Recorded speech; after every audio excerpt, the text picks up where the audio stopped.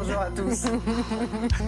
Le Grand Bleu, ouais, ce matin, parce que moi je vais vous parler d'un tout petit bassin. En revanche, je vous emmène en Irlande ce matin. Regardez cette image, c'est un athlète qui devait participer aux JO de Tokyo, qui sont reportés et qui, pour continuer de s'entraîner, a installé cette piscine dans l'allée de sa maison. Donc en Irlande, il s'appelle Leo Hines, il est triathlète. Il est triathlète aveugle, il a 48 ans et donc il a décidé de créer ce qu'il appelle une piscine tapis roulant. C'est à peu près la taille d'une grosse voiture, d'un monospace. Alors vous l'avez vu, il est harnaché à un élastique pour éviter quand même de se prendre le bord de la piscine.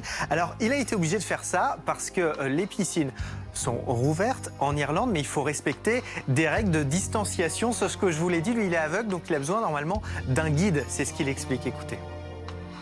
The lockdown is now at the minute because of the 2-meter restriction. Le confinement tel qu'il est en ce moment, avec la restriction de 2 mètres, m'empêche d'aller nager en eau libre. Je ne peux pas parce que normalement, quand je suis attaché à un guide, notre attache est d'1 mètre. Il y a comme un élastique qui passe autour de ma taille, donc quand je nage, la résistance me tire vers l'arrière, je ne vais nulle part. Je vais aussi vite que possible, mais je ne vais nulle part.